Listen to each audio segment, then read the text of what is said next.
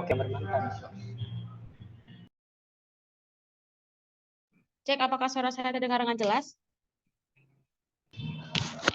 Terdengar. Oke, baik. Untuk preferensi POI, saya prefer melalui chat. Kalau tidak direspon, berarti nggak diterima. Jadi jangan di spam, soalnya mengganggu layar. Pidato akan saya mulai. Sebelumnya minta maaf nih kalau ada kata-kata yang mungkin menyinggung hati. Apalagi mungkin ini akan sangat um, ada menyinggung, karena banyak yang mungkin ngalamin, tapi ini hanya untuk kebutuhan debat. So, mohon izin. Pidato akan saya mulai dalam hitungan 3, 2, 1. Dewan Juri catat bahwa budaya self disclosure ini saat ini banyak dilakukan oleh siswa atau mahasiswa-mahasiswa dalam lingkungan akademis, karena hal ini dilakukan biasanya untuk memvalidasi bahwa dia memiliki sesuatu yang khusus untuk diperhatikan oleh teman-teman atau bahkan lingkungannya seperti dosen, guru dan sebagainya, atau bahkan orang lain di lingkup akademis, agar orang-orang paham bahwa kalau misalnya orang memiliki penyakit mental, memiliki perubahan-perubahan emosi atau bahkan karakter dari orang-orang pengidap penyakit mental tersebut. Dewan Juri catat sehingga pada akhirnya tidak akan ada orang dengan tujuan itu tidak akan ada orang-orang atau aktor-aktor yang akan terharming atau bahkan tersakiti akibatannya perubahan atau bahkan respon terkait kesehatan mental ini. Namun kami akan membuktikan kenapa pada akhirnya justru dengan self disclosure ini malah akan memperburuk keadaan dari orang pengidap penyakit mental, karena pada akhirnya kita akan lebih bisa terkait lingkup akademis. Yang kami inginkan di OG adalah kami rasa orang-orang pengidap penyakit mental tidak perlu untuk mengungkapkan apapun tentang penyakit mentalnya di lingkup akademis, karena yang kami inginkan adalah biarkan ini berjalan sebagaimana mestinya, ataupun kalau memang orang akan tahu pada akhirnya, biarkan orang yang akan mengetahui secara sendirinya tanpa harus ia memberitahukan kepada orang tersebut secara mandiri Dewan Juri yang terhormat. Dua hal yang akan kami bahas dalam perdebatan kali ini. Satu, kami akan berbicara kenapa pada akhirnya lingkup akademis sangat tidak mendukung terkait adanya self disclosure dan sangat tidak cocok terhadap self disclosure ini. Kemudian yang kedua, kami akan berbicara kenapa pada akhirnya di sisi kami proteksi terhadap orang-orang pengidap penyakit mental akan lebih ada Dewan Juri yang terhormat. Argumen pertama kenapa ini tidak cocok. Perlu kita pahami Dewan Juri yang terhormat bahwa lingkup akademis tidak seperti lingkup sosial di mana semua orang akan memahami, di mana semua orang akan bertindak tidak apatis. Tetapi kami rasa di lingkup akademis ada dua karakteristik. Yang pertama, setiap orang memiliki kebebasan untuk eksplor atau bahkan ikut apapun di lingkungan lingkup akademis, terlepas dari bagaimana latar belakang dari seseorang. Bukan setiap orang bebas untuk melakukan apa aja dan sebagainya. Namun yang kedua perlu kita pahami adalah lingkup akademis bukanlah wadah untuk provide atau bahkan menyembuhkan kesehatan mental kamu. Lingkungan akademis tidak akan pernah memperhatikan bagaimana latar belakang kamu, tetapi yang lingkungan akademis pentingkan adalah bagaimana kamu bisa memberikan output yang baik bagi nilai kamu, atau bahkan output yang baik bagi sekolah ataupun universitas yang kamu tuju sebagai siswa atau mahasiswa Dewan Juri yang terhormat. Inilah kenapa pada akhirnya kami rasa lingkup akademis bukanlah tempat yang tepat untuk orang-orang pengidap penyakit mental untuk melakukan self disclosure, bukan. Kemudian mari kita bahas terkait kenapa pada akhirnya dengan adanya dari lingkup akademis yang tidak cocok ini akan menyebabkan respon yang begitu buruk terhadap orang-orang pengidap penyakit mental. Satu, kita perlu pahami bahwa satu sebuah mungkin oposisi akan mengatakan satu sebuah sudah sangat progresif di mana sekolah udah banyak yang peduli terhadap hal ini, akan banyak pertolongan dan sebagainya Dewan Juri yang terhormat. Tapi kami perlu klarifikasi bahwa kita tidak berbicara tentang lingkup akademis yang memang nge-provide soal ini, tetapi kami berbicara lingkup akademis yang umum di mana memang semua orang berhak atau memang semua orang berdasarkan latar belakang berbeda-beda ada di dalamnya Dewan Juri yang terhormat. Apa yang terjadi ketika misalnya orang-orang pengidap penyakit mental ini memberitahukan concern terkait self disclosure ini? Ketika kita memberitahu dari awal, misalnya sebagai pengidap penyakit mental, kami rasa orang-orang akan sangat mudah untuk mengunderestimate kita dari awal tanpa tahu bagaimana kredibilitas kita dalam belajar dan sebagainya. Kenapa hal itu bisa terjadi? Satu, kamu dari awal sudah memvalidasi bahwa kamu adalah pengidap penyakit mental, sehingga orang akan menilai bahwa kamu memvalidasi segala kekurangan kamu adalah berdasarkan latar belakang yang kamu punya, bukan? Sehingga ketika misalnya kamu mengalami kekurangan atau bahkan kamu misalnya tidak bisa belajar dan sebagainya, maka orang-orang akan ngejudge bahwa kamu memang seperti itu karena kamu mengidap penyakit mental dan sebagainya. Ini yang tidak kami inginkan Dewan Juri yang terhormat. Pada akhirnya yang di mana dalam lingkup akademis di mana semua orang akan apatis dalam artian mereka akan lebih mementingkan mencari nilai atau bahkan memilih kerja kelompok yang lebih beneficial atau bahkan lebih bermanfaat bagi mereka untuk meningkatkan nilai dan sebagainya. Pada akhirnya orang-orang dengan penyakit mental walaupun tanpa tahu mereka bagaimana kredibilitas dari anak ini, dia akan ada potensi untuk dijauhi oleh teman-temannya. Kenapa? Karena perlu kita pahami bahwa dalam masyarakat sekarang banyak orang-orang yang terkena penyakit mental itu akan dianggap sebagai orang yang ribet, sebagai orang yang sulit dipahami, sebagai orang yang menjadi beban misalnya. Tetapi sehingga kami rasa ini akan sangat buruk bagi orang-orang tersebut karena pada akhirnya orang-orang ini tidak mau tidak akan mendapatkan respon yang baik dari orang-orang tersebut. Kalaupun oposisi akan mengatakan pada akhirnya orang-orang akan memberi respon yang baik, pada akhirnya orang-orang akan membantu mereka untuk belajar dan sebagainya. Satu, kami sudah menjelaskan bahwa lingkup akademis bukanlah terisi dari orang-orang sosial yang emang tugasnya adalah untuk membantu sesama dan sebagainya. Kemudian yang kedua, kami rasa dosen, guru atau apapun itu tidak akan peduli bagaimana latar belakang kamu, tapi yang mereka pedulikan adalah bagaimana progres belajar kamu, bukan progres belajar. Kami katakan di sini bukanlah progres ketika kamu apakah kamu penyakit mental atau tidak, tetapi bagaimana kamu bisa belajar dan meningkatkan tingkat ilmu kamu, misalnya ketika belajar matematika dan sebagainya, Dewan Jurnal Tamat, sehingga kami rasa ini akan sangat buruk untuk orang-orang penyakit mental. Karena kami rasa di lingkup akademis sifatnya kolaborasi, sehingga kamu tidak bisa memilih mana orang yang akan bisa menerima kamu, mana yang tidak, bukan. Terlebih bahkan lebih buruk ketika kamu bisa bertemu dengan orang yang memang tidak bisa menerima kamu, bahkan yang sangat judgmental, maka kamu akan lebih bersedih karena dan tujuannya awal kamu adalah untuk bisa memvalidasi bahwa kamu berharap orang-orang akan mengerti dengan penyakit dengan penyakit mental kamu malah bertemu orang yang judgmental, maka pada akhirnya kamu akan lebih tersakiti pada akhirnya dan akan lebih memburuk di kemudian hari.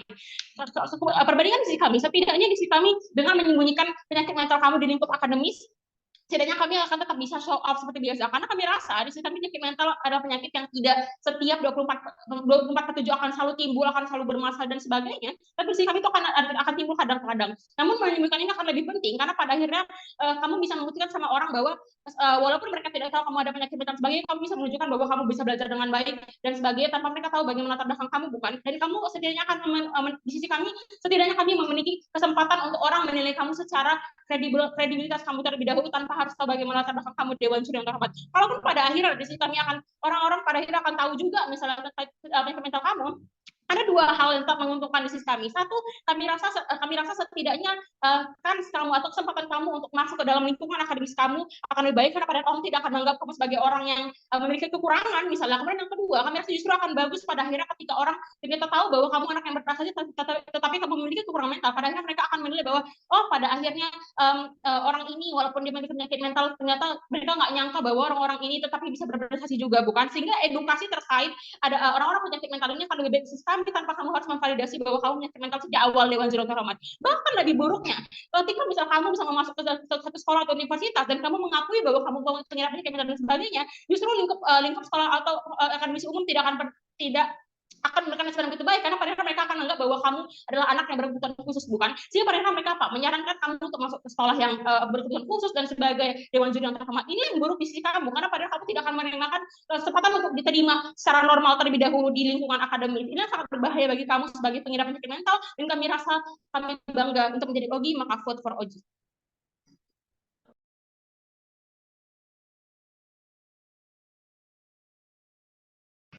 Oke, thank you untuk membuka case yang ada di tim oposisi. Bicara pertama dari Open Opposition, silakan.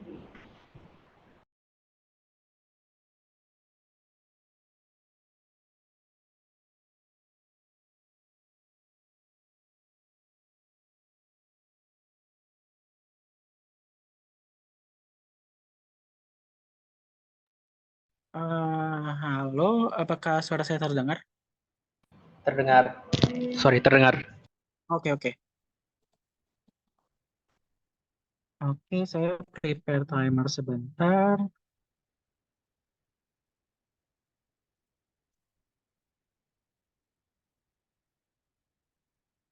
Interupsi lewat chat. Saya mungkin coba ambil di menit ke-5. Oke. Saya akan mulai dalam 3, 2, 1. Dan kita clear, kita nggak mau menolak hal ini, malah kita mau ini tetap dilanjutkan untuk semakin diglorifikasi dan dinormalisasikan. Satu respon kepada opening government, mereka bilang kalau orang-orang ini akan dianggap beban karena kita harus based on merit dan lain-lain. Saya rasa sistem based on merit ini tidak pernah dijelaskan dari OG seperti apa, tapi kalau bisa saya assume, sistem based on merit itu akan mengikuti bagaimana bentuk dari mayoritas tersebut, sistemnya akan bagaimana, dan saya rasa ini akan sesuatu yang akan sangat tidak adil bagi orang-orang tersebut. Karena pertama, orang-orang yang punya kondisi mental tersebut itu orang-orang yang tidak bisa mengatur misalnya mereka nggak mau misalnya punya kondisi mental itu karena misalnya ada birth lottery dan lain-lain. Yang kedua, saya rasa ini yang bagaimana akan jauh lebih susah kayaknya orang-orang yang punya ADHD atau bipolar untuk belajar dan lain-lainnya karena kamu dipaksa untuk tidak boleh mensuarakan itu karena itu sesuatu yang tidak bagus dan juga tidak profesional. Kalau misalnya dibilang uji, ini akan sesuatu yang akan jauh lebih buruk yang saya akan jelaskan nanti. Seluruh kasus uji akan saya respon dan juga saya integrasikan kepada argumen saya. Yang kedua, di sini lingkup akademis yang saya rasa bisa dikontekstualisasi ini kayak either kayak misalnya di kampus, sekolah, atau di edukasi sistem lainnya, either kamu sebagai mahasiswa, siswa, ataupun pekerja, ataupun dosen, dan guru misalnya. Ini seperti apa misalnya dengan kamu misalnya lebih banyak melakukan ini? Di mana pertama, orang-orang yang secara mandiri akan mengungkapkan apa yang mereka rasakan tentang kesehatan mental mereka. Dua, kayak misalnya juga mendorong meminta akomodasi keringanan dan berbagai hal yang berdampak pada kondisi mental mereka.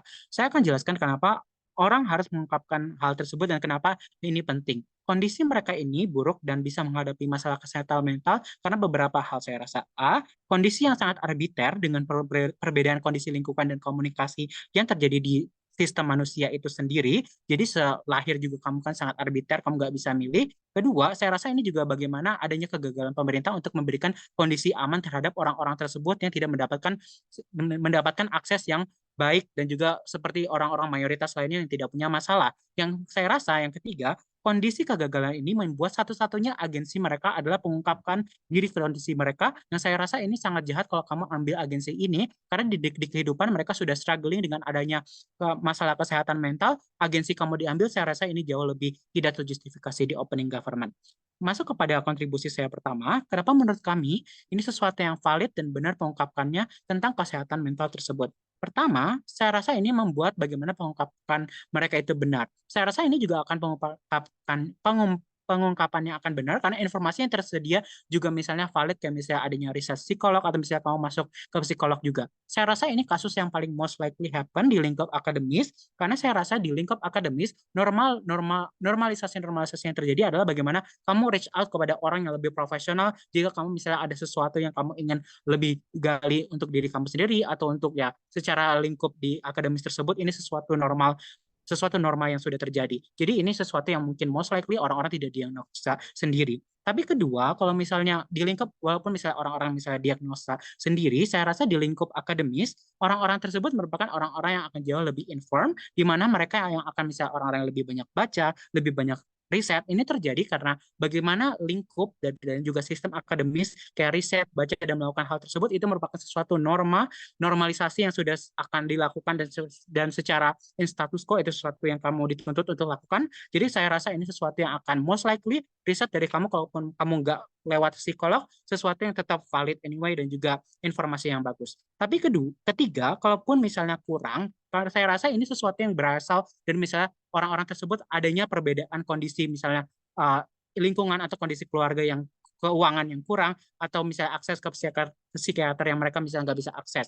Ini yang bikin bagaimana kepedulian saran lebih ada di sisi kita karena kamu secara aktif mengungkapkan hal tersebut. Tapi di informasi, kalau misalnya saya rasa tetap ada informasi yang lumayan banyak di sosial media, saya rasa juga informasi sosial media juga cukup progresif. Saya akan jelaskan kenapa ini akan jauh lebih baik di sisi kita.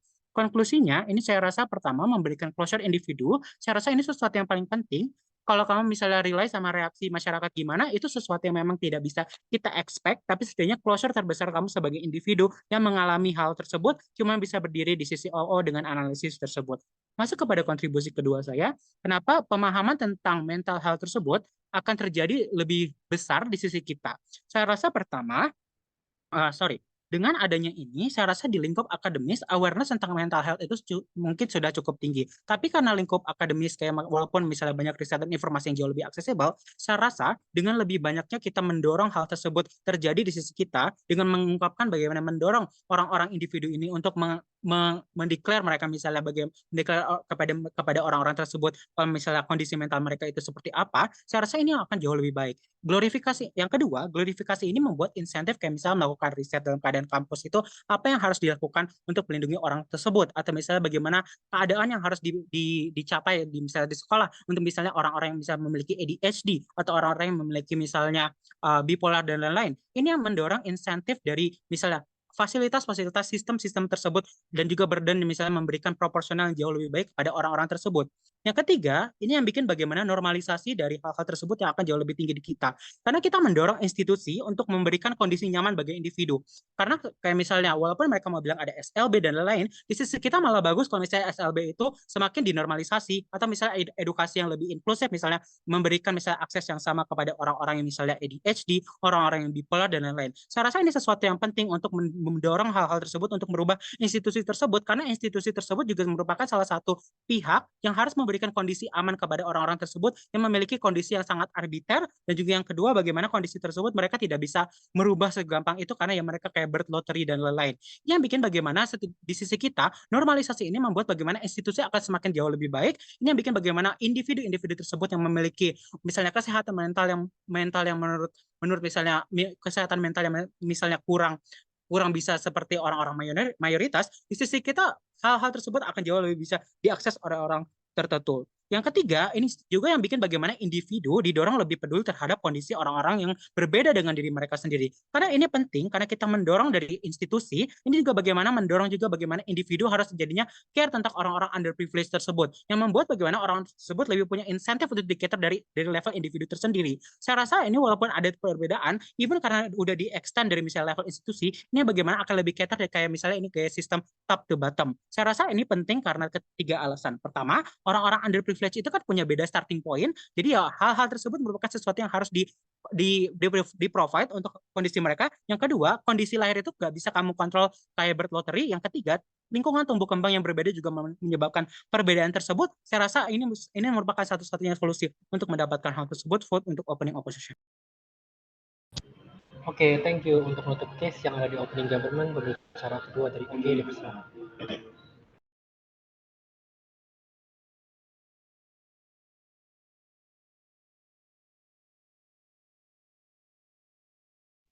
Cek apakah suara saya terdengar dengan jelas?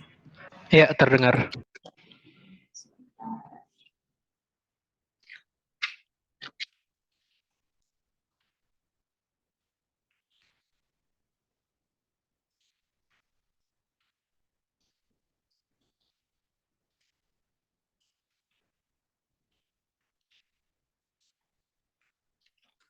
Untuk interupsi silakan melalui chat, namun sudah sedang dan pidato akan saya mulai dalam 3, 2, 1. Klarifikasi di awal, kamu harus membedakan ke orang kesehatan mental dengan orang yang Down syndrome. Pada seketika ini hal ini dua hal yang berbeda, bukan? Kita tidak bisa menormalisasi sekolah seperti SLB harus masif dan sebagainya, karena orang kesehatan mental merupakan orang yang normal, bukan? Orang tetap bisa belajar dan kami hormati. Meskipun dia memiliki gangguan bipolar, it doesn't mean pada akhirnya dia tidak bisa mengikuti sekolah sama seperti Down syndrome, tidak bisa membaca dan sebagainya, sampai bentuk perlakuan khusus itu sendiri dan kami hormati. Sehingga kami rasa orang-orang yang seperti inilah pada akhirnya yang tidak boleh di-underestimate sama dengan orang-orang Down syndrome ataupun orang-orang gila dan sebagainya.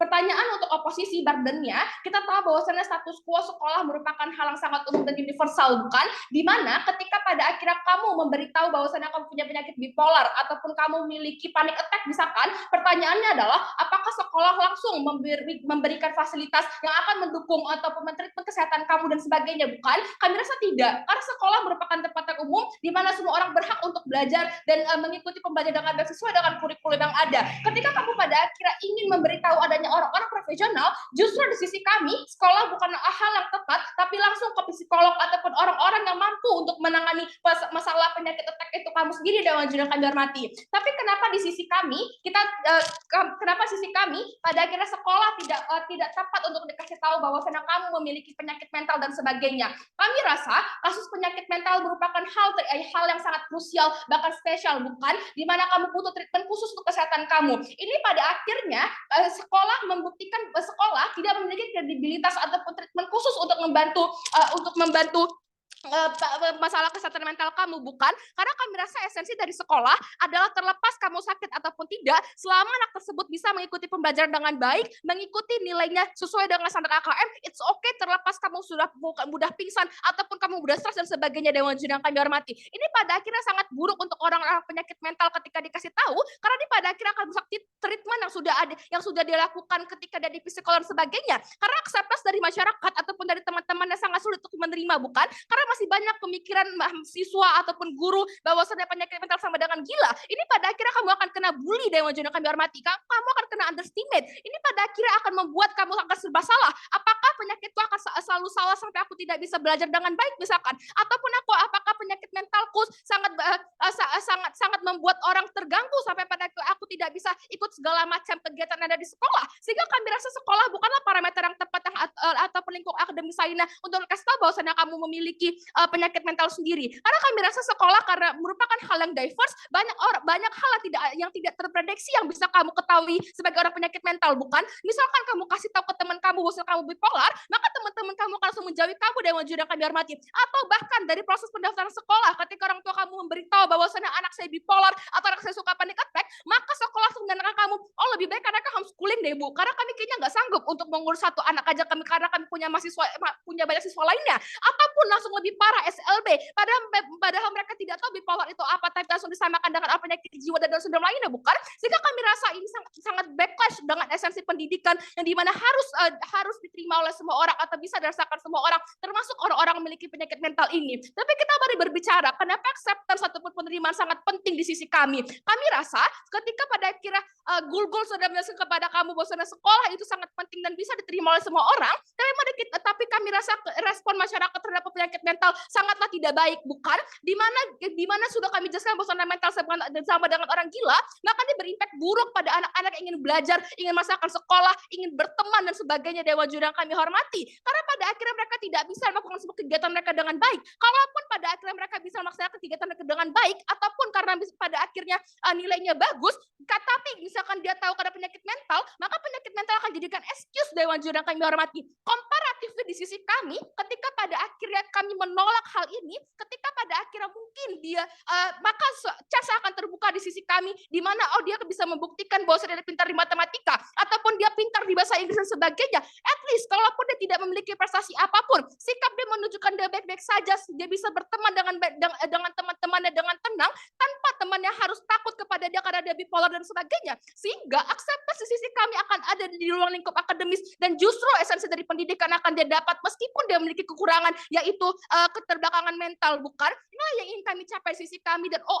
oposisi harus bisa menjawab hal tersebut, karena kami rasa kamu tidak bisa berekspektasi bahwa semua sekolah orang-orang progresif, bukan? Seperti sekolah internasional ataupun sekolah-sekolah swasta lainnya. Kamu harus paham pada orang-orang sekolah negeri ataupun orang-orang yang orang-orang yang masih memiliki pengetahuan mengenai masalah mental yang masih terbelakang atau masih biasa-biasa saja. Inilah pada akhirnya yang kami ingin capai sisi kami, bahwasannya semua orang tidak bisa menerima penyakit mental, bukan? Ketika pada akhirnya hal ini baik di sisi kami, ini pada akhirnya lebih baik. Kami paham bahwasannya mungkin dia akan ada potensi dia misalkan dia gangguan bipolar tiba-tiba kambuh ataupun pada akhirnya panic attack dia kambuh, tapi kami rasa it's okay karena sudah ada validasi yang sudah dilakukan di awal ataupun pembuktian di awal bahwasannya meskipun aku panic attack tapi terbukti aku tetap bisa belajar dengan baik, aku tidak mengganggu temanku, ataupun pada akhirnya ataupun nilai-nilaiku juga masih tetap aman, bukan? At least masih bisa di KKM, di standar KKM dan sebagainya. Tapi comparatively ketika pada akhirnya di sisi mereka, ketika bipolar mereka kambuh ataupun panic attack mereka kambuh, di mana acceptance sangat sulit di sisi mereka, maka orang akan lebih judge ke kamu, bukan? Itulah kenapa pada akhirnya kamu sekolah di sini. Dia tahu kamu tuh bipolar ataupun itu pun kamu panic attack, kamu meribetkan orang. Inilah pada akhirnya proses acceptance yang akan di masyarakat yang ingin dicapai oposisi tidak akan pernah terjadi Dewan Juri yang kami hormati. Sehingga kami rasa ketika kamu ingin merasakan belajar ataupun membuat acceptance untuk anak-anak seperti ini bisa diterima di ruang lingkup akademis, kami rasa akan lebih baik ketika kamu punya validasi utama ataupun validasi awal dengan membuktikan kamu tetap bisa hidup normal, tetap bisa belajar dengan nyaman, tidak mengganggu guru kamu ataupun tidak mengganggu teman-teman kamu yang lain dengan sikap kamu. Kami rasa it's okay karena pada akhirnya penyakit mental bukanlah suatu hal yang setiap hari terjadi dan juga ada treatment khusus misalkan dari psikolog dia. Ini pada akhirnya akan lebih baik dan Dewan Juri kami hormati. Untuk itu kami rasa kami bangga menjadi government. Oke, thank you. Untuk menutup debat yang ada di tim membuka, pembicara kedua dari Personal Position dipersilakan.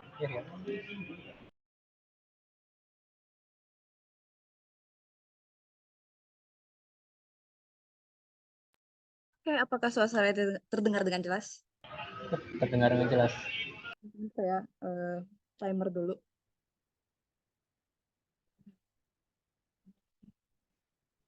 Bentar.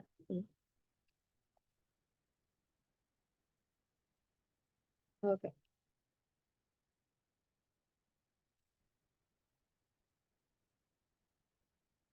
Oke, baiklah saya akan memulai pidato saya dalam 3. Oh ya, untuk POI interupsi tolong unmute aja soalnya saya nggak bakalan lihat chat box, jadi ya gitu. Saya akan memulai pidato saya dalam 3, 2, 1. Dewan Juri yang terhormat, kalau Anda perhatikan kasus yang datang dari tim pemerintah, kami rasa kasus mereka itu adalah kasus yang sangatlah buruk. Di mata mereka, semua manusia yang ada di dunia ini dan ada di sekolah terutama adalah orang-orang yang jahat, dan mereka nggak bakalan accept orang-orang yang memiliki penyakit mental. Misalnya, Jody udah bilang, kalau misalnya orang-orang itu ada yang baik, ada yang jahat, ada yang terima atau nggak terima, itu adalah hal yang sifatnya eksternal, dan kita nggak bisa kontrol apakah orang akan menerima kamu atau tidak, tapi setidaknya di sisi kita akan membuat mekanisme-mekanisme ataupun pembuatan fasilitas-fasilitas yang pada akhirnya akan semakin mengakomodasi eksistensi orang-orang ini, bukan? Tapi memasuki rebuttal saya yang kedua, kami rasa di tim pemerintah, mereka itu menjadi sangatlah ofensif dengan menggunakan kata-kata seperti orang ini adalah orang yang gila, tapi kami merasa ini adalah tapi kami rasa ketika musik ini sudah eksis, orang-orang yang ada di sekitar mereka, ketika ini udah menjadi budaya, akhirnya ini adalah hal yang udah lebih dinormalisasi, udah lebih dinormalisasi dan lebih acceptable di mata orang-orang kan. Tapi lagi-lagi kalau ada yang terima atau enggak, ya itu di luar kontrol kita. Tapi kami rasa kesimpulan yang datang dari tim pemerintah membuka ini sangatlah simpel, bukan? Kasus mereka sangatlah simpel. Kesimpulannya, kalau kamu itu memiliki penyakit mental dan kamu nggak bisa menahan diri kamu bisa memiliki potensi untuk menyusahkan orang lain, ya udah kamu nggak usah sekolah. Jadi apa artinya kita memiliki sekolah yang disubsidi oleh pemerintah, yang mana ini artinya sekolah ini eksis supaya orang-orang itu bisa memiliki pendidikan yang lebih baik, kehidupan yang lebih baik. Kalau misalnya ketika orang-orang ini nggak bisa menahan diri dia sendiri, maka dia nggak panas untuk pergi ke sekolah, bukan? Kami rasa tim pemerintah membuka juga nggak tahu gimana rasanya untuk menahan hal yang nggak bisa kamu kontrol.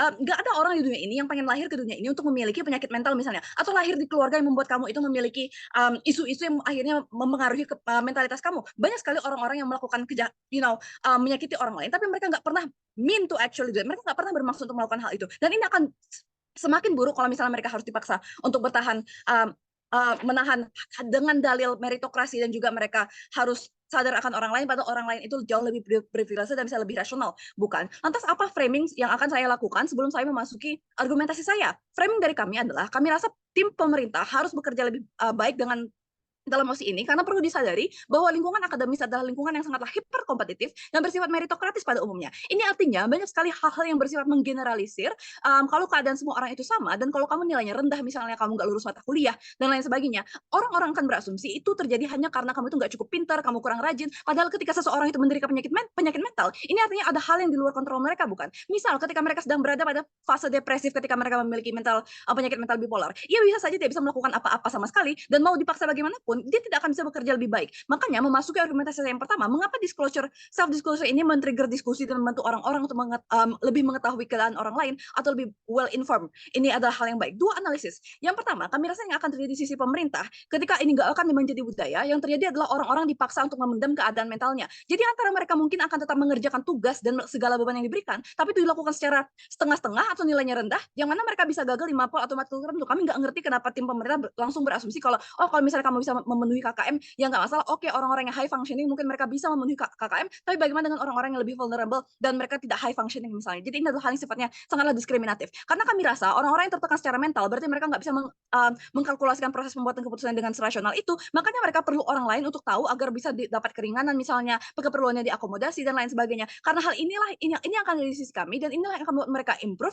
dengan lingkungan yang jauh lebih mendukung, bukan? Tapi yang kedua, kalaupun misalnya dalam worst case scenario lingkungan itu nggak terlalu mendukung, kami udah jelasin tadi kalau mosi ini terjadi di tempat di mana diskursus mental health itu udah lebih dinormalisasi, makanya muncul budaya pengungkapan diri ini, bukan? Tapi kalaupun misalnya emang worst case scenario banget yang mana orang-orang nggak terlalu mendukung, setidaknya orang-orang di sisi kami orang-orang yang melakukan self disclosure ini lebih lapang hatinya, dan mereka nggak perlu sembunyi lagi, karena orang yang paham dan nggak paham itu akan selalu ada, bukan? Tapi kalau institusinya misalnya paham, karena seperti yang udah di framing dari Jody, orang-orang yang berada di lingkup akademis itu adalah orang yang membaca, mereka adalah orang-orang yang paham dengan keadaan sekitar mereka, akan ada diskursus soal kesehatan mental, dan ini bisa trigger riset lebih lanjut untuk memenuhi kebutuhan siswa atau mahasiswa seperti psikiater, angket riset, bagaimana kalau misalnya psikiater ini harus eksis dengan gratis atau disubsidi oleh kampus dan lain sebagainya. Tetapi memasuki argumentasi saya yang kedua, bagaimana kami sebenarnya sangatlah melindungi aktor yang jauh lebih rapuh. Yang paling rapuh di sini menurut kami adalah orang-orang yang tidak berprivilege dan tidak memiliki akses ke psikolog atau psikiater yang terbatas dalam lingkup yang terbatas di lingkup akademis dan adanya tekanan untuk terus-terusan terlihat profesional juga bukan. Atau kalau misalnya kamu mau melepaskan diri dari kemiskinan, ini karena titik permulaan mereka yang berbeda. Itu ada artinya itu seperti adanya isu seperti kemiskinan struktural dan sulitnya akses kesehatan serta edukasi saja sudah membuktikan kalau sistem meritokratis yang begitu dijunjung oleh status quo di tim pemerintah itu tidaklah baik. Jadi apa dampak yang kami inginkan? Kami ingin ada akses psikiater yang jauh lebih gratis misalnya, adanya mekanisme pemberian tugas atau keringanan yang lebih masuk akal dan adil karena inilah yang akan menyelamatkan mereka. Tapi B, akomodasi ini diperlukan supaya mereka nggak resort ke hal-hal yang lebih ekstrim seperti mengambil nyawa mereka sendiri misalnya. Makanya kita perlu mengakomodasi dan membentuk lingkungan edukasi yang lebih inklusif bukan? Pada akhirnya kami rasa institusi pendidikan jangan sampai menjadi institusi yang hanya menjadi penghasil manusia-manusia nir empati yang akan menjadi budak korporat dengan dalih meritokrasi tapi buta sama isu-isu struktural dan isu-isu yang terjadi di pertemanannya. Karena secara prinsipil terutama kalau sekolah atau kampus itu berada di bawah pemerintah, adalah tugas pemerintah untuk bisa memastikan kalau semua orang bisa mendapatkan haknya dan bisa lepas dari kemiskinan dan mereka nggak pernah minta lahir di keluarga yang bermasalah atau lahir sebagai individu yang neurodivergent. Misalnya, bahkan di korporasi saja, kami rasa di status quo mereka udah jauh lebih sadar dengan adanya isu struktural ini, makanya ada kuota ras atau beasiswa khusus orang nggak mampu dari CSR dan lain sebagainya. Tapi yang ketiga, kenapa di sisi kami akan terjadi perubahan struktural yang sifatnya jauh lebih organik? Kami rasa ketika kamu mau ungkapin sesuatu, itu udah berdasarkan riset ke psikologi atau psikiater, tentu emosi orang dengan isu mental ini ada hal yang fluktuatif dan acak. Tapi ketika misalnya kamu udah lebih bisa ekspresin diri kamu dengan kepala dingin, setidaknya ini bisa memunculkan diskusi di ranah kampus, apa sekiranya yang bisa kita perbaiki agar kita bisa bikin sekolah atau kampus jauh lebih inklusif. Tapi pada level orang yang neurotipikal misalnya, karena ini belum pernah dibahas sebelumnya di perdebatan kali ini mereka akan lebih memiliki empati dan simpati sama orang lain. Ini akan membuat keberadaan orang-orang dengan isu mental lebih diterima di lingkungan sosial, yang mana mereka sudah secara selama berdekade-dekade dieksklusi dari dunia atau dipaksa untuk masking alias pura-pura agar mereka bisa dianggap normal kan. Yang mana artinya mereka nggak bisa diterima apa adanya dan harus bekerja 2 kali lipat agar bisa dianggap normal. Tapi bagi yang punya lingkungan yang baik atau share, mereka mungkin bisa survive, atau mereka yang high functioning mungkin mereka bisa survive. Tapi pada worst case scenario yang mana the vast majority of people atau secara mayoritas orang-orang yang memiliki penyakit mental, mereka tuh bukan orang-orang yang high functioning, mereka nggak akan survive di dunia ini. Dan ini adalah hal yang harus terjadi di sekolah karena kamu saja menghabiskan 18 sampai 20 tahun hidup kamu di situ, 8 jam sehari Dewan Juri yang terhormat. Jadi nggak semua rumah bisa menjadi tempat aman dan juga banyak beban yang datang dari sekolah. Jadi sekolah itu harus bertanggung jawab secara langsung atas kesehatan mental orang-orang yang berada di sana. Worst case scenario di sisi kami, kalaupun orang-orang ini akan terlihat memiliki excuse dan lain sebagainya, tapi setidaknya sisi kami orang-orang akan lega. Sedangkan di sisi mereka, kalaupun misalnya memang ada orang-orang yang bisa masking, kami rasa itu adalah kasus yang sifatnya sangatlah mayoritas, sehingga kami rasa argumentasi dari tim opening opposition harus berdiri, dan kalaupun misalnya ada ekstensi dari closing opposition, logikanya harus berasal dari kami, dan ya, terima kasih. Oke, thank you untuk ngebuka debat yang ada di tim closing. Pembicara pertama dari pembicara pertama dari closing government dipersilakan.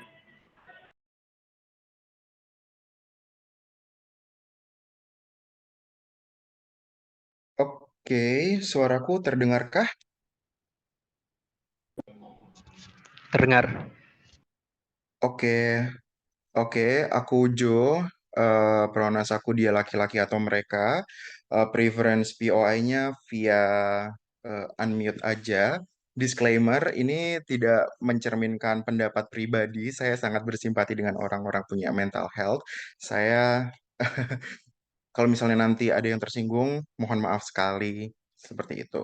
Saya akan mulai pidato saya dalam 3, 2, 1. Yang membedakan CG dengan OG adalah di CG kita tidak menolak orang yang mempunyai mental health. Kita hanya merasa bahwa keterbukaan yang terlalu terbuka hanya akan membuat lingkungan pendidikan yang jauh lebih buruk. Tapi satu klarifikasi untuk OO mengenai orang yang tidak high function, dan kami bingung kenapa mereka masih memasukkan orang-orang yang tidak high function ini ke dalam matriks debat ini, karena pada akhirnya ketika mereka memang setidak functioning itu, maka mereka memang tidak layak untuk misalnya memiliki jabatan-jabatan yang memiliki resiko tinggi. Misalnya kamu mau jadi dokter atau kamu mau jadi guru atau yang lain-lain yang sangat melibatkan banyak sekali persepsi masyarakat atau tindakan yang berhubungan dengan masyarakat yang kita bahkan jauh tidak bisa mengontrol masyarakat itu. Dalam lingkungan akademik kamu bisa memanipulasi itu, tapi dalam lingkungan masyarakat kita tidak dapat memanipulasi itu semua. Sehingga ketika kamu yang harus dijadikan konteks dalam debat ini adalah orang-orang yang memiliki mental health yang masih capable untuk melakukan hal-hal yang seperti orang-orang normal pada lainnya. Kami sebagai tim penutup akan mengatakan kenapa ini adalah hal yang sangat penting bagi orang-orang yang memiliki mental health untuk mendapatkan resiliensi yang lebih baik untuk bertahan di dunia kerja pada akhirnya. Pertama, klarifikasi lagi, psikiater, bimbingan konseling, dan biro psikologi sudah ada di hampir semua sekolah. Kami merasa upaya penyelesaian akan jauh lebih baik jika hal ini dilakukan dalam lingkup privat. Dalam dunia OO, kita merasa akan ada burden untuk orang-orang yang memiliki mental health untuk langsung come out. Begitu mereka misalnya merasa depresi, padahal kita mengetahui bahwa hal-hal seperti ini sangat susah untuk di come out kan. Atau bahkan mungkin orang-orang yang hanya merasa sedih 1-2 hari akan menjadi termotivasi untuk tiba-tiba come out dan melakukan self-diagnosis. Dan hal itu sangat buruk karena pada akhirnya hal itu hanya akan membawa ketidakkondusifan dalam dunia pendidikan. Padahal yang kita butuhkan dalam dunia pendidikan adalah sesuatu yang stabil dan memenuhi target-target tertentu dalam dunia pendidikan. Makanya kita memiliki akreditasi, makanya kita memiliki Kementerian Pendidikan yang mengatur seluruh kurikulum itu agar memiliki lulusan yang setara. Menurut kami, status quo sudah cukup progresif untuk menampung orang-orang ini. Saat ini sudah ada berbagai progresivitas dalam isu. Misalnya kita bisa memberikan cuti semester, kita tetap bisa kita merasa bahwa norma ini sudah terjadi dan akan bisa terus terjadi karena selama ada diagnosis, kampus pasti akan juga gampang untuk memberikan izin. Diskusi pada sisi kami, pada akhirnya juga sudah ada. Tapi kami merasa bahwa diskusi di tim oposisi akan jauh lebih jelek. Mengapa? Karena membuat satu kelompok lebih menonjol akan sangat susah untuk perkembangan diskusi. Karena pada dasarnya, banyak orang yang menggunakan mental health sebagai tameng untuk melakukan sesuatu. Oh, saya emosional karena saya memang bipolar. Oh, maaf, aku nggak balas kamu karena saya depresi. Tapi hal ini tidak selalu terjadi. Kami merasa dalam dunia seperti misalnya dalam sosial media atau dalam dunia masyarakat, hal-hal seperti ini akan masih sangat dipandang dengan tidak baik. Maka dari itu kami merasa upaya-upaya yang dilakukan untuk menyelesaikan isu-isu mental health harus dilakukan secara hati-hati dan pelan-pelan, tidak langsung dengan koar-koar dan mengubah struktur secara masif. Notice bahwa goal di opposition hanya bisa dilakukan ketika dunia merupakan safe space dan orang mau secara intuitif berubah secara organik dengan hal seperti itu. Mereka membicarakan tentang mengenai akses. Hal ini sangat gampang didebang. Saat ini sudah sangat banyak sekali konseling gratis melalui Halodoc misalnya, atau mungkin biro-biro psikologi kampus misalnya, atau bahkan di puskesmas saat ini sudah mengisyaratkan harus ada psikolog dalam satu puskesmas. Termasuk juga kami merasa pada akhirnya peringanan tugas ini untuk apa? Karena kami pada akhirnya dalam institusi pendidikan memiliki target untuk mencapai kualitas lulusan yang sama. Hal ini untuk misalnya untuk akreditasi atau untuk mempertahankan status atau kualitas kita ketika kita terjun di dunia masyarakat, termasuk pertanggungjawaban kita terhadap masyarakat sebagai sebuah institusi pendidikan. Kami merasa memberikan terlalu banyak keringanan pada orang-orang yang mental health akan sangat kontraproduktif dengan tujuan pendidikan pada umumnya. Ketiga, mengenai lingkungan akademik yang lebih kompetitif, menurut kami hal ini sangatlah justified karena pada akhirnya kita memiliki keinginan untuk meraih target misalnya. Dalam proyek riset kita memiliki target tertentu. Ketika kita memiliki seseorang yang terlalu menjadikan masalah mental health sebagai penghalang, kami merasa hal itu akan sangat kontraproduktif pada dunia riset. Tapi juga ketika mereka membicarakan mengenai konsep empati, hal ini akan sangat risky. Beda dengan orang difabel atau orang yang kurang mampu yang mungkin sangat gampang untuk diketahui, orang dengan mental health ini sangat susah untuk diketahui. Makanya kami bingung bagaimana cara orang bisa merasa simpati ketika orangnya tiba-tiba bilang, "Hai, saya ini depresi dengan psikotik atau dengan halusinasi visual." Tapi dia terlihat biasa saja. Menurut kami ketika dia tidak menunjukkan hal itu secara langsung, masyarakat juga tidak akan mendapatkan simpati yang sebaik itu, bukan? Bahkan mereka bisa terus-menerus misalnya menggunakan hal itu untuk mencemooh atau bahkan menjadikan itu excuse untuk menjatuhkan mereka di suatu hari. Tapi mari kita masuk ke argumentasi dari tim penutup. Pertama mengenai diskusi yang akan lebih baik. Menurut kami mental health merupakan hal yang sangat sensitif seperti feminisme dan lain-lain. Ketika hal ini diintegrasikan secara paksa, hal itu akan membuat perubahan yang sangat tidak konstruktif. Kami ingin perubahan terjadi secara organik di mana orang-orang memang aware, bukan dipaksa aware. Ketika orang-orang dipaksa untuk memahami hal-hal yang secara cepat dan memberikan ketidakadilan bagi mereka, hal ini akan bisa memicu hostility misalnya. Kayak lihatlah banyak sekali diskusi toksik di sosial media ketika orang tiba-tiba secara gamblang mengungkapkan bahwa dirinya depresi, tapi pada akhirnya itu tidak sesuai dengan misalnya kayak tweet-tweet dia yang ngomong kayak dia tuh terlalu emosional dan lain-lain. Orang itu akan menjadi sangat kontraproduktif dengan konsep dari edukasi itu. Kami merasa bahwa diskusi akan lebih konstruktif di sisi kami karena terjadi secara lebih organik. Tapi yang kedua, mengapa hal ini akan memberikan proteksi terhadap penyakit mental? Kami merasa isu ini merupakan isu yang sangat personal. Notice bahwa untuk kamu pergi ke psikiater dan cerita tuh butuh waktu yang sangat lama. Notice bahwa ketika kita keluar secara terbuka, seluruh konsekuensi juga akan terlekat pada kita. Seluruh hal ini juga sangat buruk terhadap perkembangan kita sebagai individual. Kalau kita memiliki nilai bagus, pasti kita tidak akan dibilang dibantu dan lain-lain. Hal ini akan sangat toksik dalam dunia pendidikan yang mungkin saat ini sudah terlalu konservatif. Tapi bagaimana pada akhirnya proses edukasi kamu akan jauh lebih baik ketika kamu di-treat seperti orang lain. Self-worth dan validasi akan jauh lebih berbeda.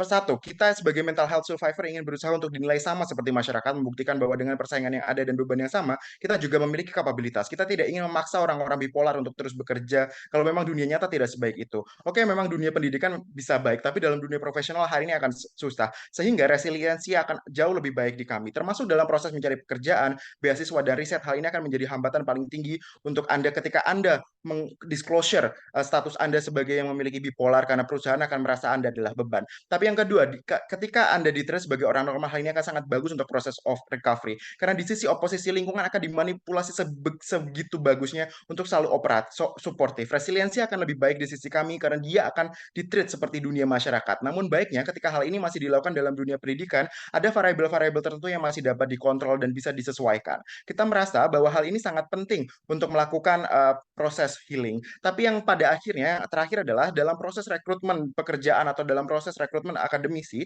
sudah ada psikotes pada akhirnya. Kita hidup dalam dunia yang bergerak cepat, kapitalistik dan penuh persaingan. Tapi dalam dunia meritokrasi kami bertahu bahwa filter ini sudah ada dan sudah cukup. Sehingga bagi kami ini sudah cukup untuk assume bahwa ketika Anda diterima Anda sudah siap untuk bekerja sesuai target-target yang sudah disiapkan bagi kita. Tapi yang pada akhirnya adalah kita adalah orang yang bisa membuktikan bahwa lingkungan ini adalah lingkungan yang baik untuk belajar. Karena dalam dunia manusia belajar, ini adalah dunia yang sangat tidak bisa dikontrol karena bully secara masif dan lain-lain. Tapi yang terakhir adalah evaluasi akan tetap exist di sisi kami dan kami merasa evaluasi akan lebih baik. Jadi vote for CG. Terima kasih.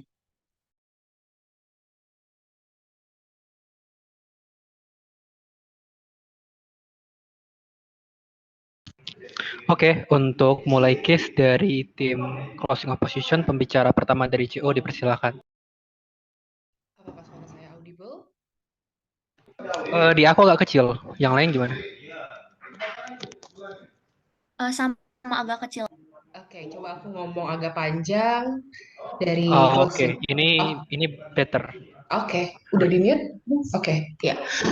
Preferensi POI menggunakan fitur raise hand dan chat, tidak unmute. Mohon maaf apabila ada kalimat-kalimat yang akan men-trigger. Di sini saya akan disclaimer terlebih dahulu. Perdebatan akan saya mulai dalam 3, 2, dan 1.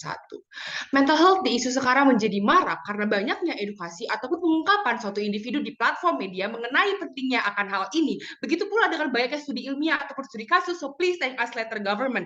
Tahukah kamu seburuk apa dunia ketika orang-orang tetap ada pada stand yang masking akan mental isunya, banyak isu kritis yang akan tetap timbul. Jika kita tetap menerapkan hal itu di masa sekarang, progres yang sudah berjalan sekarang hanya akan memicu kepada kemunduran sebagaimana kita tidak pernah common dengan adanya mental issue tersebut. Kesehatan mental bersifat dinamis dan tidak statis dan trigger akan bergantung pada faktor biologis dan sosial yang meliputi kesetaraan fisik, mental, sosial, dan kami rasa kompleksitas dari kesehatan mental jauh lebih tinggi dibandingkan fisik itu sendiri. Pula, kesehatan mental adalah suatu topik yang sedang diperjuangkan saat ini juga. Mendengar banyaknya pengungkapan diri kesehatan mental di ruang lingkup akademik dapat meningkatkan pemahaman tiap individu tentang pengalaman hidup, masalah kesehatan mentalnya sendiri. Mendengar seseorang berbagi pengalaman pribadi akan membantu seorang individu lainnya untuk memahami dampak dari memiliki gangguan kesehatan mental dan apa yang dapat dihasilkan dari hidup dengannya. Itu akan membantu mereka, kelompok lainnya, untuk memahami lebih jauh mengapa orang bertindak dengan cara tertentu dan membuat pendengar lebih simpatik ataupun sadar. Kamu harus tahu bahwa penyakit mental dapat lebih ringan atau lebih buruk dari sakit fisik dan tidak dapat disembuhkan dengan begitu saja. Dan walau dalam 24 jam 7 hari tidak selalu terlihat, tapi hal ini dapat datang ada atau tanpa trigger yang most likely akan lebih dangerous terhadap diri sendiri atau orang di sekitarnya. Lingkup akademi diisi dengan orang-orang yang well educated yang sudah paham dengan mental health. Please, stigma buruk memang benar ada, tapi di lingkup akademis dapat ditolerir dibandingkan di luar sana yang sangat liar. Ditunjukkan dengan adanya ruang counseling, support group, dan juga ruang yang spesifik untuk kesehatan mental, menunjukkan bahwa ini adalah satu progres akan validitas mental health. Dan dengan semakin maraknya self-disclosure, ini akan membuat gebrakan ataupun inovasi lainnya ke depannya. Kalaupun ini akan dijadikan persyaratan untuk masuk ke dalam suatu institusi, ini akan menjadi diskret, dan kalaupun tidak, ini akan menjadi awareness bagi orang-orang di sekitarnya. Dengan mendorong budaya self-disclosure, institusi pendidikan dapat menegaskan bahwa kesehatan mental adalah prioritas dan bahwa mahasiswa tidak perlu merasa malu ataupun takut untuk mencari bantuan. Persyaratan menempuh pendidikan adalah sehat jasmani dan rohani, sehingga hal ini akan menjadi suatu titik awal untuk membuat suatu perubahan. memasuki ranah bidasar saya di mana government menyampaikan dalam poin-poinnya bagaimana yang pertama adalah mereka mau tidak perlu mengungkapkan karena kami ingin ini berjalan sebagaimana mestinya dan biarkan orang mengetahui sendirinya saja, di mana kita harus bisa lihat dewan juri dengan kita tidak perlu mengungkapkan dan juga sewaktu-waktu jika trigger ini berlangsung, sewaktu-waktu jika kondisi seperti manic ini muncul, ini akan membiarkan adanya asumsi liar di luar sana yang dimana hal ini akan membuat orang-orang menganggap bahwa kita jauh lebih gila dibandingkan jika kita tidak mengungkapkannya kepada mereka. Dewan juri terhormat, hal ini justru akan membuat suatu pain point yang jauh lebih besar dibandingkan kita mengungkapkan kepada orang lain. Di mana mereka juga mengatakan bahwa hal ini tidak akan menyembuhkan kesehatan mental kami, tapi bagaimana kamu memberi output nilai kamu. Tahukah kamu bahwa mahasiswa tentang terpapar penyakit stres yang menjadi gejala awal dari penyakit mental dengan tingginya persaingan ketat dan kultur ambisi, hal ini akan divalidasi lebih jauh dengan hadirnya ruang konseling sebagai langkah awal. Dalam dunia kami, kredibilitas tetap ada, mengejar nilai tetap ada, dan apapun yang kalian inginkan, tapi hal ini akan berimpact pada kehidupan sosial di dalam lingkup akademis yang juga sama-sama berpengaruhnya, seperti kredibilitas. Self-diagnose hadir karena kepekaan mereka juga tentang gejala-gejala yang destruktif, yang pada akhirnya ini akan menjadi opsional pada tiap individu yang merespon, but the least they can do adalah menyuruh mereka ke psikolog atau psikiater, bukan? Ada banyak juga mental health yang membutuhkan community support selain medical support seperti bipolar panic, ADHD, skizo, PTSD, OCD ataupun dissociation lainnya. Di mana mental health yang seperti ini bukanlah suatu mental health yang ringan dan orang-orang perlu aware akan gejala-gejala yang nantinya akan timbul yang akan disruptif terhadap orang lain. Bagaimana kita harus melihat pengaruh baik dan buruknya jika kita menerapkan ada emosi ini. Dari sisi kami, jika kita mengungkapkan ini akan mendapatkan mungkin akan menempatkan seseorang pada posisi di mana orang-orang akan menggosipkan Anda ataupun menjelek-jelekan Anda, tapi di sisi lain, pengungkapan diri juga akan dapat secara positif menempatkan orang pada posisi yang toleran kepada Anda dan ingin belajar lebih banyak tentang Anda ataupun memahami ketika ada suatu gejala fisik yang timbul dari penyakit mental. Memang pada akhirnya jika dia mengalami fase manic atau fase-fase lainnya yang membuat dia terlihat lebih gelisah, hiperaktif, impulsif, atau bahkan agresif, apakah kalian sudah melihat bahwa hal ini juga pada akhirnya akan berimpact kepada social life seseorang? Dan dalam skenario ini bukannya orang lain akan melihat dia menjadi jauh lebih gila karena perilaku seperti ini pada akhirnya akan disruptif bagi orang lain dalam proses pembelajaran, terlebih lagi jika dia tidak well informed ataupun tidak aware dengan bagaimana kondisi rekannya itu dalam institusi pendidikan. Sehingga kami ingin orang-orang yang memiliki penyakit mental juga mendapatkan social support ataupun sebatas acknowledgement dan paham situasi yang sedang berlangsung. Karena ketika hal ini semakin common dengan bagaimana mental health culture yang saat ini sedang digaungkan, kami yakin pada akhirnya semua orang akan meninggalkan para perundung dari kebiasaan-kebiasaan buruknya dan seseorang dengan mental health issue akan memiliki safe place yang lebih luas. Sehingga bisa kita lihat dari matrix bagaimana komparasi dari sisi kami sebagai oposisi dan juga government, ada efek yang jauh lebih signifikan terhadap perkembangan kemajuan dalam mental health culture ini mengarah kepada hal-hal yang baik dan juga implikasinya juga tidak seburuk bagaimana implikasi akan terjadi dalam dunia mereka di mana orang menjadi lebih liar dalam dunia mereka untuk menilai bagaimana jika orang lain tidak well aware dengan bagaimana mental health itu sendiri, apakah orang lain ini tidak akan jauh lebih memberikan mereka stigma yang lebih negatif ataupun label-label lainnya yang jauh lebih berbahaya yang dimana dalam dunia mereka ini kita membiarkan orang mental health ini struggling dalam dirinya sendiri. Memang kita tahu bahwa mereka sudah mendapatkan pertolongan medis dan juga pertolongan lainnya, tapi mereka juga di sisi lain tidak boleh kita denial bahwa mereka juga tetap membutuhkan social skill yang dimana hal ini juga social life yang dimana social life ini juga adalah salah satu elemen yang paling vital dalam kehidupan seseorang, dimana ketika seorang orang dengan penyakit mental health ini tidak mendapatkan respon sosial yang baik ataupun dukungan sosial yang baik ataupun awareness dari sosial mereka, kita akan membiarkan mereka jauh lebih masuk ataupun terperosok ke dalam kegelisahan mereka ataupun penyakit-penyakit mereka yang dimana pada akhirnya ini akan membawa implikasi yang lebih buruk dan juga dapat berujung kepada kematian ataupun suicide pada akhirnya. Perlu diketahui juga jika ADHD ataupun gejala-gejala lainnya yang berbahaya ini juga akan disruptif terhadap proses pembelajaran seperti atensi mereka tidak akan terfokus dengan baik yang dimana pada akhirnya institusi pun juga harus aware dengan akan hal ini dan juga ketika seseorang akan menginformasikannya dengan begitu clear datang dari mereka, maka institusi akan mengetahui jika seseorang ini sedang dalam kondisi tertentu yang memungkinkan mereka untuk tidak dapat memperhatikan dengan baik ataupun menempuh pelajaran saat itu dengan baik, sehingga vote for CO. Terima kasih.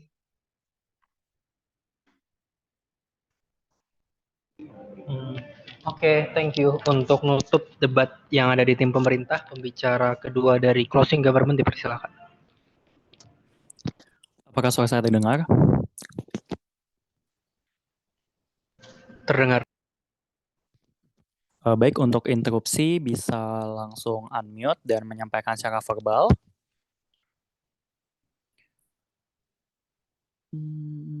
Wait. Oke. Pidato akan saya mulai dalam 3, 2, 1. Dewan Juri terhormat, saya rasa kedua belah tim oposisi pada akhir kedua tim oposisi pada akhirnya dismisif terhadap status quo, di mana di mana kami merasa bahwa jika kita bicara mengenai pertolongan secara profesional ataupun lain sebagainya, kami merasa hal itu sudah ada di status quo, di mana kami merasa bahwa pada akhirnya sekolah juga sudah cukup progresif dan awareness sudah cukup ada, di mana pada akhirnya kita juga sudah mulai untuk bisa menanggulangi masalah-masalah kesehatan mental ini yang ada di dalam masyarakat ataupun dalam lingkup sekolah itu sendiri. Kami merasa bahwa fasilitas-fasilitas seperti konseling dan lain sebagainya sudah ada di dalam sekolah, yang mana ini juga bisa dicapai yang bisa diakses oleh seluruh sivitas akademika di sekolah maupun di kampus itu pada akhirnya. Namun apa yang kami sesali dari budaya ini adalah bagaimana kami merasa bahwa pada akhirnya ketika seseorang berusaha untuk self disclose kesehatan mentalnya di ranah umum, kami merasa di ranah publik, kami rasa bahwa hal ini pada akhirnya tidak akan menciptakan lingkungan konstruktif. Kami rasa bahwa mental health seharusnya bisa ditanggulangi secara intim dan secara private, sehingga pada akhirnya akan menciptakan lingkungan yang lebih konstruktif dan pada akhirnya bisa mencapai recovery yang lebih baik pada akhirnya. Kami notice bahwa pada akhirnya kami merasa bahwa ketika kita bicara kesehatan mental, pada akhirnya emosi ataupun segala tingkah laku kita pada akhirnya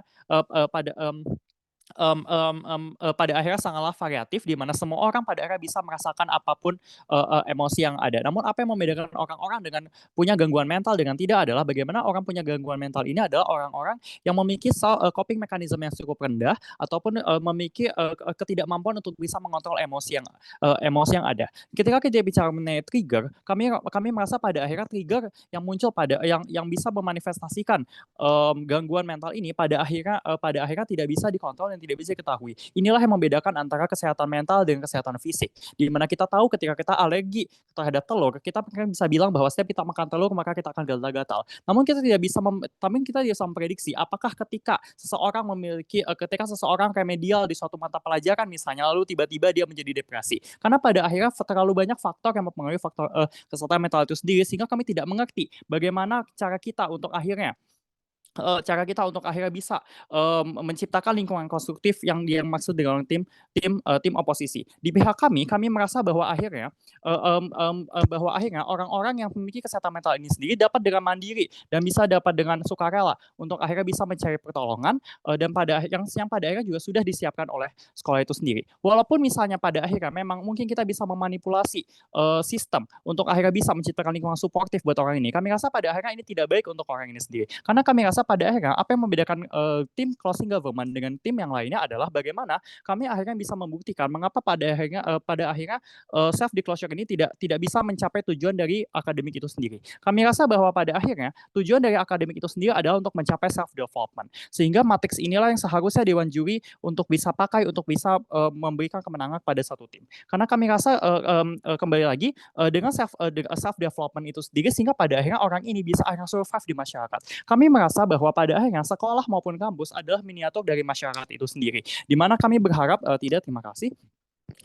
Di mana orang-orang yang orang-orang yang bersekolah pada akhirnya diharapkan ketika keluar dari sekolah atau lulus dari sekolah ini, dia pada akhirnya bisa survive di masyarakat. Sehingga setting masyarakat ideal itu seharusnya bisa settingan masyarakat itu yang seharusnya dipotret kepada siswa ataupun guru ataupun sivitas akademika yang ada di kampus itu untuk akhirnya bisa menciptakan output yang sesuai dengan target. Sehingga kami merasa bahwa manipulasi yang terlalu banyak, itu yang terlalu masif kepada orang-orang ini pada akhirnya tidak akan menciptakan self development yang baik bagi orang ini. Moreover, kami merasa bahwa pada akhirnya self worth itu penting juga di dalam lingkup akademis. Kami merasa akan ada self worth penting dalam lingkup akademis. Di mana kami merasa bahwa pada akhirnya akan ada self satisfaction yang cukup besar ketika pada akhirnya orang-orang dengan masalah mental health ini pada akhirnya bisa untuk lulus dan survive di dalam lingkup akademis ketika dia ditreat sebagai orang sebagaimana mayoritas orang diperlakukan. Pun di mana sekarang terdapat tren-tren ataupun paham-paham baru di mana seperti anak-anak dengan gangguan spektrum autistik pada akhirnya juga direkomendasikan untuk masuk ke sekolah umum demi untuk mencapai tujuan ini, di mana pada akhirnya tidak ada lagi pembedaan antara orang-orang dengan gangguan mental health ataupun orang-orang yang tidak terganggu mental health-nya untuk akhirnya bisa bersaing dalam atmosfer yang sama, karena kami rasa bahwa hal inilah yang pada akhirnya akan menciptakan motivasi dan juga menciptakan proses resiliensi dan lebih adaptif untuk orang-orang yang memiliki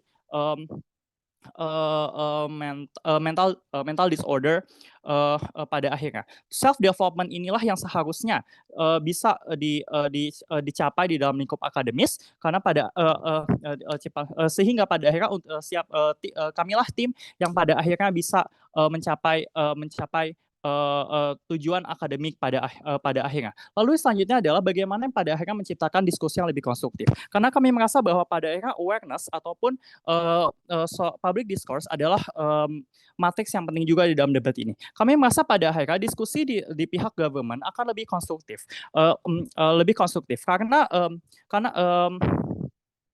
karena ketika mental health ini disampaikan secara publik, maka akan ada reaksi yang tidak terkontrol yang bisa dihadapi oleh yang bisa terjadi di dalam lingkungan itu, di lingkup sekolah itu sendiri. Notice bahwa even if awareness sudah cukup tinggi, namun pada akhirnya tetap ada spektrum yang cukup luas terhadap sikap masyarakat menanggapi isu mental health ini, di mana tidak semua orang pada akhirnya aware atau even if dia aware, tidak semua orang paham mengenai hal ini. Sehingga pada akhirnya respon-respon yang tidak terkontrol ini pada akhirnya tidak akan menciptakan diskusi yang konstruktif. Setidaknya di tempat kami, diskusi yang terjadi adalah diskusi yang sifatnya eksklusif dan diskusi yang sifatnya akan lebih konstruktif, di mana kami merasa bahwa kesehatan mental ini akan didiskusikan secara ilmiah dengan lebih baik tanpa adanya bias yang terjadi yang pada akhirnya tanpa ada bias antara pengalaman pribadi dan juga bagaimana kasus real dari mental health itu sendiri. Untuk itu, untuk mencapai lingkup akademis yang lebih baik, goes to CG. Thank you. Oke, thank you. Sekarang untuk menutup seluruh debatnya, pembicara kedua dari CO dipersilakan. Hirir. Hai Kak, suaraku jelas? Jelas. Oke. Preferensi QI melalui unmute. Saya akan berusaha menerima, tapi cukup banyak bahasan yang akan saya buat, tolong jangan spam. Sekali lagi, apa yang saya sampaikan hanya untuk ranah debat, tidak ada kepentingan pribadi dan lain sebagainya. Mohon maaf sebelum jika ada yang menyinggung dan lain sebagainya. Mohon tunggu sebentar. Oke. Bentar, Kak. Masih setting. Baik, argumentasi akan saya mulai dalam 3, 2, 1. Finals, budaya pengungkapan diri atau self-discourse mengenai keadaan kesehatan mental dalam lingkungan akademis mencakup cara individu berbicara terbuka tentang pengalaman, perasaan, atau masalah kesehatan mental yang mereka alami, bukan. Budaya ini bertujuan untuk menciptakan lingkungan yang lebih inklusif, empati, dan mendukung bagi individu yang menghadapi masalah kesehatan mental. Budaya pengungkapan diri tentang kesehatan mental pada akhirnya dalam lingkungan akademis tidak terjadi begitu saja, tetapi merupakan hasil dari upaya bersama antara individu, institusi, komunitas di sekitarnya. Dengan menciptakan lingkungan yang mendukung dan inklusif, kita dapat meningkatkan kesejahteraan dan juga kualitas hidup seluruh anggota di lingkungan lingkungan akademis, bukan? Pada akhirnya Dewan Juri, kita harus selalu mengingat bahwa setiap individu memiliki pengalaman dan perasaan mereka sendiri, dan setiap pengalaman kesehatan mental adalah unik. Tidak semua orang merasa nyaman atau siap untuk berbicara tentang masalah kesehatan mental mereka secara terbuka, dan itu sepenuhnya adalah sah. Yang terpenting adalah menciptakan lingkungan yang mendukung dan inklusif bagi semua individu, termasuk mereka yang mungkin ingin berbagi pengalaman mereka mengenai kesehatan mental mereka. Juri, Oji ingin semua berjalan sebagaimana mestinya tanpa ada pengungkapan mandiri, mengingat akademis tidak cocok karena tidak seperti lingkungan sosial seperti apa yang mereka sampaikan. Mereka rasa kapasitas akademis pada akhirnya tidak pernah counter tentang masalah mental ini. Kami rasa dunia mereka tidak pernah memberi ruang dan tempat bagi kesehatan mental. Mereka kejam sekali bahwa orang sakit mental ini survive sendiri dan melempar diri ke sana ke sini, dan mereka sangat jahat untuk memberi validasi tentang orang sakit mental ini harus menutupi agar kredibilitas prestasinya diakui, mengingat dua mereka kejam mengingat dunia mereka sangat kejam. Pengakuan budaya self disclosure tidak mendukung adanya budaya self disclosure ini. Pahami Juri, dunia Oji sangat naik ketika pengungkapan sebagaimana mestinya mereka itu pada akhirnya berada di titik lemahnya perlindungan dan pemberian ruang bagi orang-orang yang kena sakit mental, bukan? Pahami juga Juri, budaya yang tidak mendukung pengungkapan diri mengenai kesehatan mental akan berasumsi bahwa masalah kesehatan mental dianggap sebagai kelemahan dan atau kegagalan, dan atau dunia mereka ini akhirnya membuat orang yang mengalami masalah kesehatan mental enggan untuk mencari bantuan atau dukungan. Kami rasa kolaborasi antara semua aktor sangat penting dan pada akhirnya akan menciptakan budaya pengungkapan diri yang positif dan memperkuat dukungan bagi individu dalam mengatasi kesehatan mental di lingkungan akademis. Mari kita tinggalkan Oji. Pahami juga Juri, kami rasa dunia kami, orang yang melakukan self disclosure ini pada akhirnya tidak akan pernah didepak begitu saja seperti dunia Oji yang akan mendepak orang yang sakit itu untuk selesai sekolah atau kuliah yang seperti mereka amini. Kami rasa dunia kami pada akhirnya akan mencapai penciptaan lingkungan yang inklusif dan penuh empati. Kita dapat membantu mengurangi stigma dan menciptakan dukungan yang lebih baik bagi mereka yang memerlukan bantuan, bukan? Karena pada akhirnya semua aktor dalam dunia kami yang berperan penting dalam mempromosikan dan mendorong budaya pengungkapan diri ini mengenai kesehatan mental dalam lingkungan akademis, menciptakan budaya pengungkapan diri yang sangat positif dan memperkuat dukungan bagi individu dan mengatasi masalah kesehatan mental di lingkungan akademis khususnya. Oke, mari kita lihat bagaimana sih jadi perdebatan ini. Saya ada beberapa hal yang perlu ditanggapi, ada 5. Pertama, Sigi merasa orang sakit mental itu sudah mandiri dan sukarela tentang sakitnya, tapi Sigi, kamu juga akui orang itu sulit untuk bisa menggapai apa yang dia injerkan. Sekolah sudah ada fasilitas sehingga sudah cukup mereka mengatakan itu. Kami rasa status quo sudah sangat jelas memperlihatkan bagaimana pada akhirnya akses ini tidak cukup memberi kesempatan bagi orang yang ada sakit mental itu untuk menyuarakan dan membuat lingkungan yang inklusif dan empati terkait kesehatan mental ini. Mereka mengakui orang yang sakit ini orang yang punya kontrol diri yang berbeda dengan orang sakit fisik. Oleh karena kontrol yang tidak bisa inilah, pada akhirnya kita harus memberi ruang agar dia tidak survive sendiri, jangan egois dan jahat seperti itu. CG. Yang kedua, target akademis kampus, misal untuk target lulusan kampus yang kualitas dan akreditasi kampus sebagai output mereka. Kami rasa dunia mereka susah untuk diterapkan, mengingat dunia mereka sangat tertutup untuk tidak secara positif membantu dan melindungi sumber daya ataupun apa yang ada di dalamnya. Kemampuan mengolah sumber daya yang lemah ini pada akhirnya akan berpengaruh pada output, bukan? Output sesuai target yang diglorifikasikan CG sangat tidak masuk akal dan sangat tidak, dan pada akhirnya juga tidak akan menjadi jawaban untuk alasan menolak budaya ini. Sosial setelah di dunia sosial setelah keluar dari lingkungan akademis, pada akhirnya lulusan dari sana dengan unsur paksaan menahan diri untuk tidak mencoba mengungkapkan apa yang ia rasakan atau mencoba untuk baik-baik saja, di sini akan terjadi penilaian dan ketidakadilan akhirnya untuk aktor bagi si orang sakit ini. Karena pada akhirnya self development ini tidak akan pernah memberi kita ruang untuk berkembang, dan di dunia luar atau sosial setelah kita lulus itu akan sangat kejam juga, bukan? Yang ketiga, kredibilitas orang yang sakit merasa diglorifikasi pada akhirnya asumtif sekali, bukan? Kredibilitas pasien dalam budaya pengungkapan diri mengenai keadaan kesehatan mental dalam lingkungan akademis adalah aspek yang sangat penting untuk dipertimbangkan. Namun, jangan sampai ini dijadikan alasan untuk tidak memberi ruang orang yang ada masalah mental untuk dapat mengungkapkannya. Berikutnya, mereka tidak mau orang sakit itu dianggap beban, namun dan mau dinilai sama. Kami rasa jika pun tidak dianggap sama, itu tidak akan apa-apa, karena itu bukanlah konotasi tentang orang itu, konotasi negatif pada akhirnya. Orang-orang tahu dan aware akan adanya kesehatan mental yang harus sama-sama kita pahami, dan inklusif di sini adalah ada empati yang terbangun, dan komparatifnya pada akhirnya kita akan mencapai titik di mana inklusif dan empati ini memberi angin segar untuk keterbukaan tentang masalah mental ini. Berikutnya, mereka tidak mau ada paksaan di dunia mereka, tapi mereka memaksa orang-orang yang sakit mental ini untuk menahan dirinya agar tidak memberitahu lingkungan mereka mereka, tidak memberitahu geng pertemanan di kelas, organisasi yang pada akhirnya akan berpengaruh pada pergerakan dari orang itu di lingkungan itu, akan dimusuhi tanpa tahu kondisi sebenarnya. Orang yang tidak bisa ditekan secara pikiran pada akhirnya dianggap kaum lemah, pada akhirnya mereka akan dibully secara tidak langsung. Pahami juga juri, diskusi yang terjadi di dunia kami pada akhirnya akan lebih eksplisit, terbuka, dan mencapai titik diskusi yang memiliki benefit. Oke, mari kita lihat aktor yang penting di sini adalah mahasiswa, dosen, staf akademis, institusi akademis, organisasi mahasiswa. Mahasiswa merupakan pihak yang paling banyak berperan dalam menciptakan budaya pengungkapan diri dalam lingkungan akademis, bukan? Ketika mahasiswa dengan berani dan berbagi pengalaman mengenai kesehatan mental, ini akan dapat membuka pintu bagi orang lain untuk melakukan hal yang sama dan mengurangi stigma terkait kesehatan mental, bukan? Oke, dosen, staf akademis pada akhirnya juga sangat penting dalam menciptakan lingkungan yang mendukung pengungkapan diri mereka. Dosen dan staf harus memberikan dukungan dan empati kepada mahasiswa yang mengungkapkan masalah kesehatan mental serta menyediakan sumber daya dan bantuan yang diperlukan. Institusi pun memiliki peranan yang penting, di mana universitas memiliki tanggung jawab untuk menciptakan budaya yang mendukung kesehatan mental, yang hal ini dapat dilakukan dengan menyediakan layanan kesehatan mental, mengadakan kampanye kesadaran, melibatkan mahasiswa dan staf dalam upaya peningkatan pemahaman tentang mental ini. Kemudian pada akhirnya benefit dari tidak menolak budaya ini adalah pertama, mengurangi stigma. Ketika seorang dengan berani membuka diri, orang lain di sekitarnya dapat menyadari bahwa masalah kesehatan mental adalah masalah hal yang wajar dan bisa dialami siapa saja, sehingga dengan menceritakan pengalaman mengenai kesehatan mental, stigma terhadap masalah kesehatan mental bisa dikurangi. Kedua, budaya pengungkapan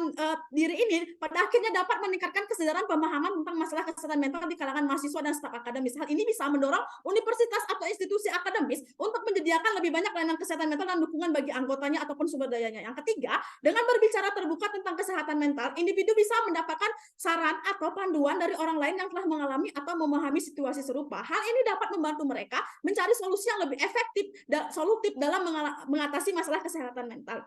Yang keempat, meningkatkan kinerja akademis. Ketika mahasiswa atau staf akademis mendapatkan dukungan dan bantuan dalam mengatasi masalah kesehatan mental ini, akhirnya akan dapat mempengaruhi kinerja akademis yang secara positif, perasaan lebih baik secara emosional, dan dapat membantu meningkatkan fokus, konsentrasi, motivasi untuk mencapai hasil yang lebih baik dalam studi ataupun pekerjaan akademis. Yang berikutnya, membangun komunitas yang lebih peduli dan meningkatkan pemahaman diri. Oleh karena itu, POD.co.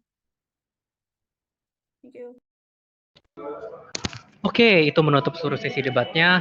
Ya, apresiasi buat kalian semua, dan thank you udah sebentar. Oh, enggak. Oke, thank you semua udah ngikutin sampai akhir, dan I think kalian bisa keluar dan nunggu buat announcement-nya sambil kita bakal deliberasi buat para juri. So